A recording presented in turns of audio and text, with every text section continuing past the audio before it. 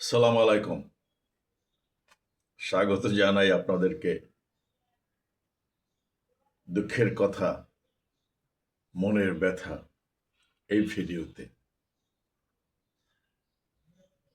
আমার আসলে বলছি বারবার,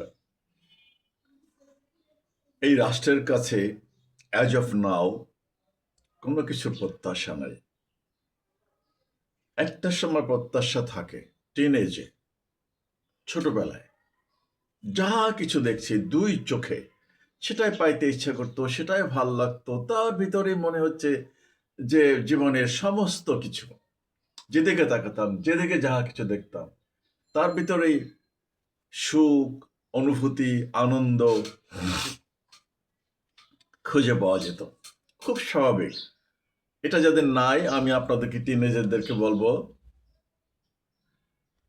একদম মানে দুচোখে ভরা স্বপ্ন, কামনা, বাসনা, চাওয়া, ভালোবাসা, আমোদ, ফুর্তি, কত কিছু, তাই না? আর আমার এই বয়সে এটা না থাকাটাকেই স্বাভাবিক। আমার শুধু একটাই চাওয়া ছিল, এখনো আছে, যে এই রাষ্ট্রটা একটা সঠিক ট্র্যাকে চলুক।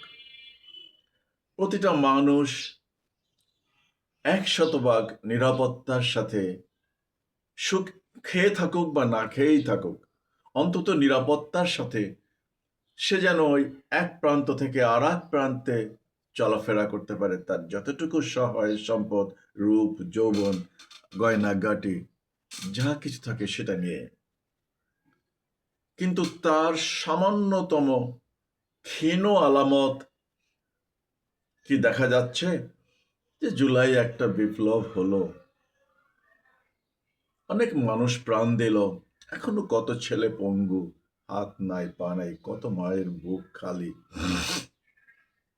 আমাদের একজন নোবেল লরিয়েট সরকার প্রধান হলেন, একটা নির্বাচন দিলেন, নির্বাচিত হলো। কিভাবে বুঝাবো আমার কষ্টের কথা, মনের বেদনা? বাবা, আমি নেগেটিভ কথা বলতে চাই না। আমার নেগেটিভের কথা আমার রক্তের ভিতরে নাই বললেই চলে। আমি মানুষকে সামান্য একটা কথা দিয়ে হলেও এগিয়ে যেতে সাহায্য করতে চাই। কিন্তু দুঃখ এবং ক্ষোভটা হলো এখানে, এই যা যা ঘটনা ঘটলো, আমি বলছি তো ৭১ সন থেকে কি কি ঘটছে তা আমার দুই চোখে আমি প্রত্যক্ষভাবে আমি দেখেছি। আমাকে কোনো জ্ঞান দেবার কারো প্রয়োজন আছে বলে আমি মনে করি না, অহংকার করতেছি না। বিষয়, এই রাষ্ট্রের বিষয় জ্ঞান দেওয়ার প্রয়োজন নাই। কারণ আমি যা দেখেছি তা আমার মতন অনেকেই দেখেছে, কিন্তু আমার চেয়ে জুনিয়ররা কেউ দেখে নাই সেটা। এটা একটা দৃষ্টতা যদি কেউ জ্ঞান দিতে আসে। আমার কষ্টটা লাগে, আমি সবসময় বলি, এটা একটা নষ্ট, দেউলিয়া, অসভ্য, বর্বর, দুশ্চরিত্রের রাষ্ট্র। গুণগত ইউনূস সাহেব বক্তৃতা করলেন, উনি অনেক কিছু দিয়েছেন। আমি শুধু দেখার অপেক্ষায় আছি আসলে কত দূর এই রাষ্ট্র যায়, কোথায় গিয়ে থামে যতক্ষণ পর্যন্ত জীবিত আছে। জুলাই বিপ্লব হলো, কি পরিবর্তন আসলো সমাজের গুণগত? সেই জুলাই বিপ্লবকে যারা অস্বীকার করলো, বলছি তো, বারবার বলতেছি, যারা, আমরা তো চোখে দেখলাম যে একজন নিরপরাধ মানুষকে, একজন নেত্রীকে, দেশ নেত্রীকে জেলের ভিতরে ভুলায় রাখলো, তারা কিচ্ছু করতে পারলো না, একটা বালুর ট্রাক সরাতে পারলো না, এটা তো আমি না, শতমান মানুষে বলছে। তারা সরাসরি রিফিউজ করলো, এর কোনো দায় আমাদের নাই। তারাই এখন রাষ্ট্র ক্ষমতায় যাচ্ছে। এটা আসলে কতটা দুঃখজনক। এই জুলাই সনদ তারা বাস্তবায়ন করবে কিনা আমি জানি না। হাদির মতন একটা ছেলে ১০০ বছরে জন্মাবে কিনা এই দেশে, অন্তত আমার সন্দেহ আছে। আমরা পারলাম না হাদিকে ধরে রাখতে। এই তো আমরা, হলো নির্বাচনে, কি হলো আমরা তো সচক্ষে দেখলাম।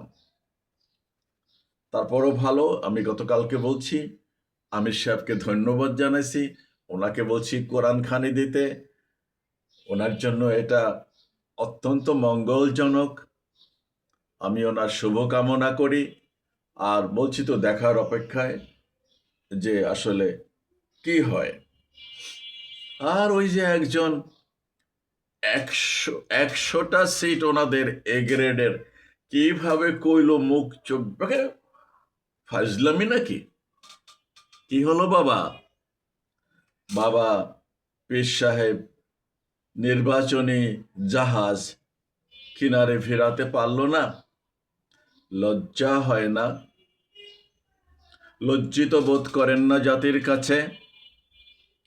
অথচ বারবার আমি বলছি যে সব ইসলামী দলগুলো, আমি আজকে টুপি পরি নাই, আমার মতন যারা দাড়ি টুপিওয়ালা সমস্ত মানুষগুলোকে একটা সুদৃঢ় ঐক্য করার জন্য।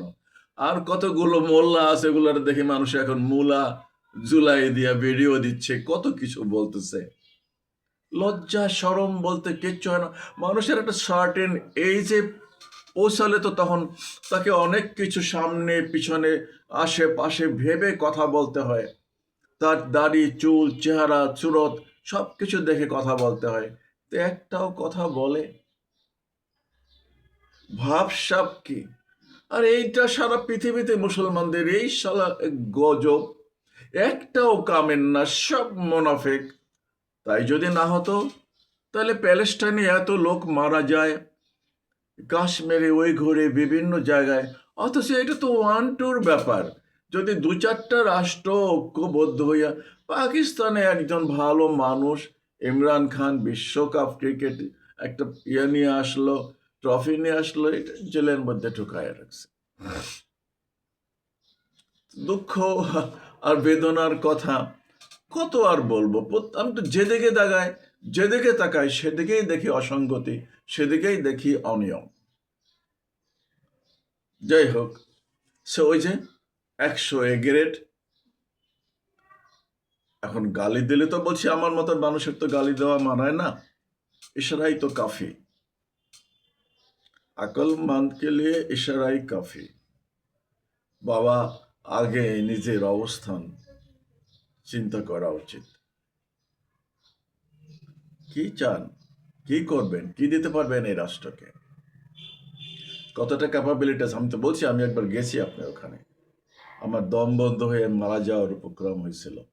আর ওই যে চিটাগাং এ একটা আছে, কি বলে না না বলে তা নিজেই জানে না, নিজের হেফাজত করতে পারে না তারা, নাকি দিন ইসলাম কায়েম করে রাহবার, দেশের ধর্মের রাহবার। কি বলবো? লজ্জা বোধ করি, লজ্জিত বোধ করি। একজন বয়স্ক মানুষ, আপনাকে সম্মান করবে মানুষে, প্রতিটা মানুষই সম্মান করবে, সেভাবেই তো কথা বলা উচিত। আজকে আমি তো বলছি, আমি ভীষণভাবে খুশি হব এই নতুন ছেলেরা, ওরা আমাদেরকে চালাবে, ওরা আমাদেরকে পরামর্শ দিবে, ওরা রাষ্ট্র চালাবে। ওরা এখন টকবক করে, আর্মি তো যায় 12 বছর, 13 বছর, 14, 15, 16, 17, 18, 20 বছর।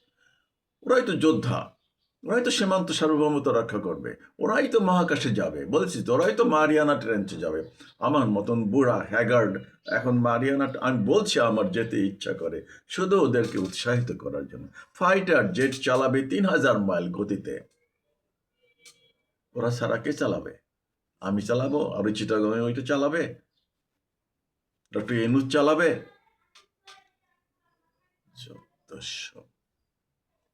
সারা পৃথিবীতে সব নষ্ট।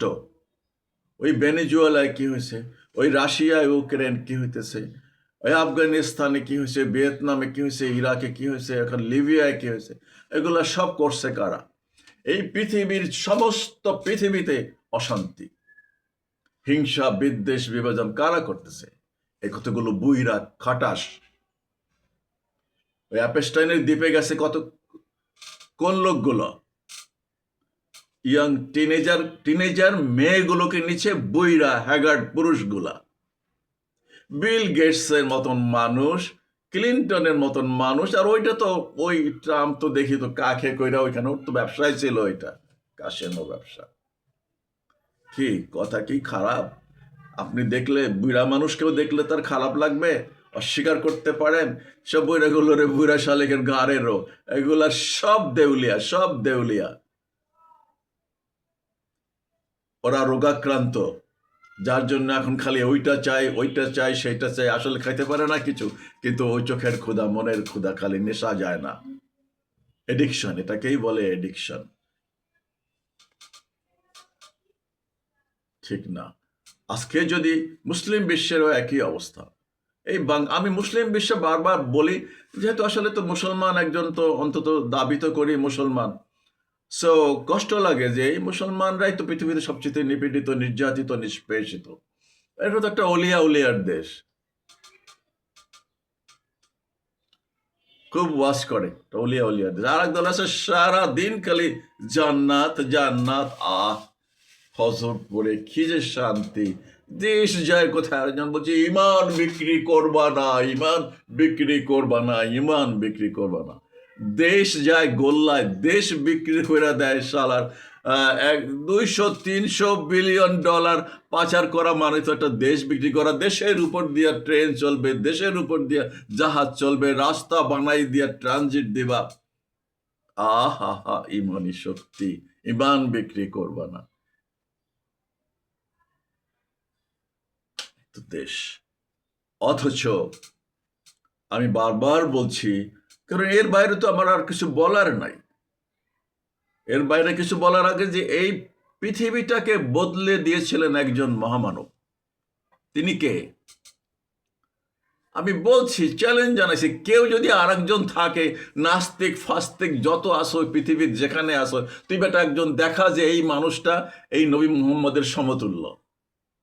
নবী মুহাম্মদ সাল্লাল্লাহু সাল্লাম যা করেছে সেটা সাথে বেশি করছে মানুষের জন্য, এই পৃথিবীর জন্য, মহিলাদের জন্য, দুস্থদের জন্য, অধিকারহীনদের জন্য, বঞ্চিতদের জন্য, মজলুমের জন্য।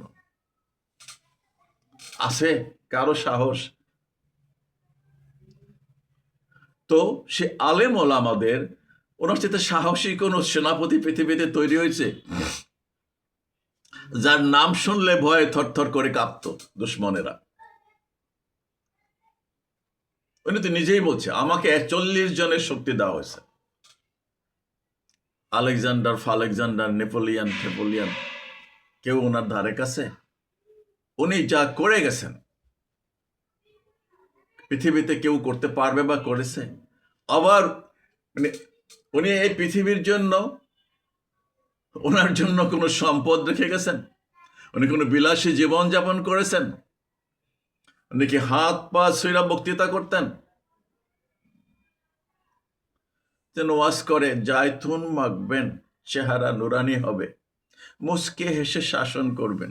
উনি কি মুসকে হেসে শাসন করছে? বহুদিন তো বলছি যে উনি ওই যে 313 জন নিয়ে বদরের প্রান্তরে গেছিলেন, কি মুস্কি হাসতে হাসতে যে ভাই হাসো তোমাদের সাথে মোলাকাত করি, এইভাবে গেছিলেন।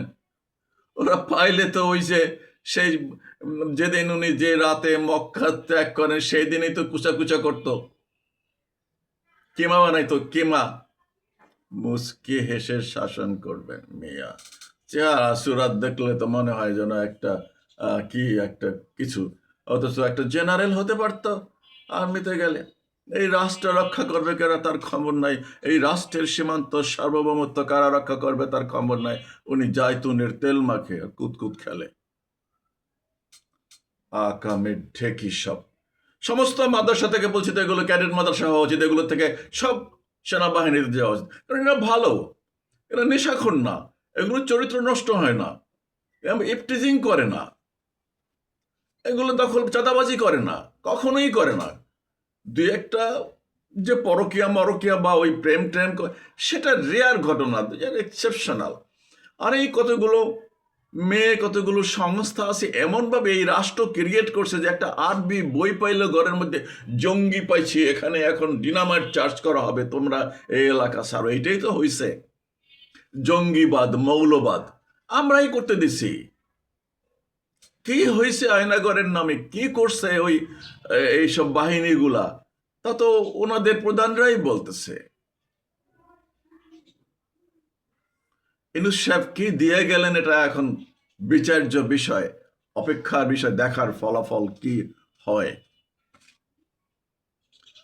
পররাষ্ট্রনীতিতে আমরা কি কারো ভাবি আমাকে কি দুলাভাই থাকবে, না আমরা আসলে we will be a good friend to all and all will be good friends to us, এই নীতিতে বিশ্বাস করব কিনা, আমরা আমাদের মেরুদণ্ড সোজা করে দাঁড়াবো কিনা, নাকি অন্যের মেরুদণ্ড দিয়ে চলবো, অন্যের পায়ে হাঁটবো, অন্যের মগজ নিয়ে চিন্তা করব, অন্যের চোখে পৃথিবীকে দেখব।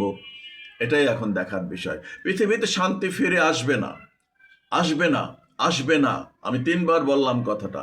এই বাংলাদেশেও আসবে কিনা তাতে আমার 100%, 100%, 100% সন্দেহ আছে।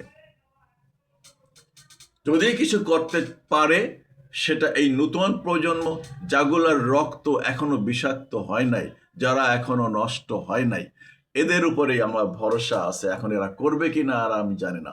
আর এই যে বিদেশে যে ছেলেগুলো গেছে 1 কোটি 1.5 কোটি, এগুলোরে কিছু মেয়ে ওই দেখলাম সেদিন, আমি ভিডিও দিছি, আবার কিছু মোল্লা বলতেছে তুই গেছস কামলা দিতে।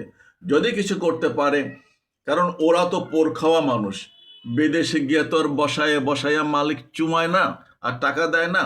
হুম, ওখানে ওই 18 ঘন্টা 16 ঘন্টা কাজ করতে হয়, একেবারে জানোয়ারের মতন, আমি সরি টু সে ইট, পশুর মতন। বসে থাকার কোনো স্কোপ নাই। আমি তো বিদেশে গেছি বা বিদেশি সংস্থায় বসায় বসায় চুমাই চুমাই, সরকারি চাকরি, 10টার অফিস 12টায় আসবে, 9টার অফিস 12টায় আসবে, 2টায় যাইবে, না সাইন দিয়া চলে আসবে, বছরের পর বেতন নেবে। এই দেশে চাকরি করে থাকে বিদেশে, অথচ বেতন ঠিকই পায়, এরকম নাই ঘটনা। বিদেশে গিয়ে ওইরকম করার স্কোপ নাই। সো ওরা জানে যে টাকা কামাই করতে কি পরিমাণ কষ্ট হয়। তারপরও ওদের যে হয়রানি, বউ থাকে না, বাড়ি থাকে না, ঘর বাড়ি পায় না, এয়ারপোর্টে আসলে হয়রানি, ওই যে ফোন নিয়ে আসলে বলে কি করা লাগবে। তো ওরা যদি চায় যে না, এই অচল অবস্থা, এই জঙ্গলি রাষ্ট্র আমরা কি পৃষ্ঠপোষকতা করব না, দে ক্যান ডু সামথিং। তারা যদি ঐক্যবদ্ধ হয়, ওদের যদি কোনো নেতা থাকে ভালো, যে না আমরা পরিবর্তন চাই।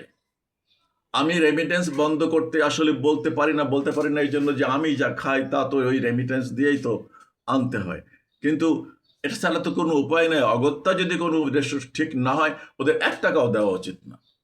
হ্যাঁ, দেব, আমরা দেবো। এই দেশ তো আমরাই চাই, আমরা গড়ে তুলবো। এখানে যদি কোনো সামান্যতম কোনো অনিয়ম হয়, কোনো অরাজকতা হয়, কোনো লুটপাট হয়, কোনো চাঁদাবাজি হয়, কোনো অনিয়ম হয়, আইনের কোনো ব্যত্যয় হয়, আমরা সব, কিন্তু সেখানেও দেখা যাবে যে কিছু দালাল আছে আবার, ক্ষমতার জন্য দালালি করবে, এই অন্যায়ের পক্ষে থাকবে, এটাও ঠিক।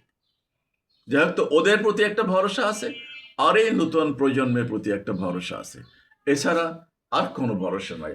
আমি বিনয়ের সাথে অনুরোধ করব, আমার নাতির বয়সী, ছেলের বয়সী, মেয়ের বয়সী, আমি সবাইকে বলছি বাবা কিছু একটা করো। এত অনুনয় বিনয় করতেছে, কিছু একটা করো। এই রাষ্ট্র তো তোমাদের, এই পৃথিবী তো তোমাদের, তোমরাই নেতৃত্ব দেবে। আমরা তো শেষ। আমাকে তো বহু বছর আগেই বলছে মানুষে, কবরে একটা গেছে, যাই হোক এরকম বলা হয়েছে আমাকে আর কি।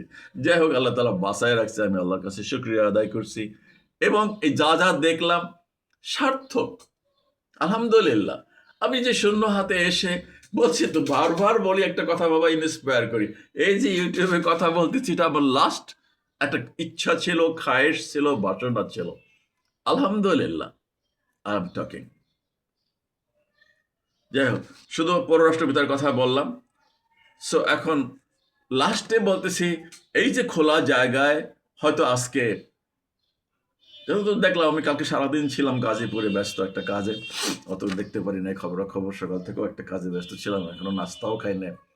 খোলা জায়গায় যে অভিষেক হচ্ছে, মনে হচ্ছে ভালো হচ্ছে না। ভালো হলে ভালো, মন্দ হলে বলার কিছু থাকবে না। ওই যে পাকিস্তানের মহিলা প্রধানমন্ত্রী ভুট্টোকে বলছিল, আপনি মাথা উঁচু করে জনগণের সালাম শুভেচ্ছার জবাব দেন, বাস একেবারে ঝাঁঝরা করে দিছে। কার বুদ্ধিতে কারা এখানে এই খোলা জায়গায়, খোলা ময়দানে এই অনুষ্ঠান করতে বলতেছে? বিদেশি লোকজনও থাকবে, এই দেশীয় লোকজন থাকবে। বিডিআর এর মতন সুরক্ষিত জায়গায় আমাদের বাহিনীই তো কি বলবো আর কি, হতাই দিছে। কষ্ট লাগে। 57 জন সেনা কর্মকর্তা, পৃথিবীর কোনো রাষ্ট্রের কোনো জায়গায় যুদ্ধের ময়দানে কি একদিনে মারা গেছে এভাবে? কোনো নজির আছে? বিশ্ববিদ্যালয়ে 7 জন 8 জন মার্ডার হয়, এট এ টাইমে নৌকায় 7-8 জন মাইরা বুড়িগঙ্গায় বাসায় দেয়, শীতলক্ষায় বাসায় দেয়, শত শত মানুষ যেখান থেকে বুক ফেরে পেট ফেরে নদীতে ফলায় দেয়। এই বাহিনী এখন তারা ঘন্টায় ঘন্টায় মিনিটে মিনিটে তারা আমাদের পাশে থাকে। এদের তো এই সব যে কাজের তারা ভিডিও দেয় এইসব করার কথা না, তাদের তো থাকার কথা আমাদের সীমান্ত রক্ষা, সার্বভৌমত্ব রক্ষার জন্য। কিন্তু সেই সার্বভৌমত্ব সীমান্ত তো বিকায়াই দিচ্ছে। তারপরও আমাদের ছেলে, এখন কি বলবো, আমাদের গর্বের বাহিনী। কিন্তু ইতিহাস পিছনে ফিরে তাকালে তো বাবা, ইতিহাসটা তো খুব বিবর্ণ, কষ্টের। এই জন্যই তো বলছি, মনের কষ্টের জায়গা, দুঃখের কথা, মনের ব্যথা, এই ভিডিওর নামটাই দিছি। আমি চাই আপনি যদি যে কেউ একজনও আমার ভিডিও দেখেন, আমি আপনার কনসায়েন্সকে, আপনার বিবেককে, আপনার অন্তরাত্মাকে প্রশ্ন করতে বলতেছি যে আপনি কি সঠিক পথে আছেন? এই রাষ্ট্র, এই জনগণ, এই পৃথিবী, এই মানব জাতির জন্য কি করতেছেন? আপনি কতদূর যাবেন? কার জন্য রেখে যাবেন? কি রেখে যাবেন? কি শিক্ষা দিলেন? আল্লাহ হাফিজ। আসসালামু আলাইকুম।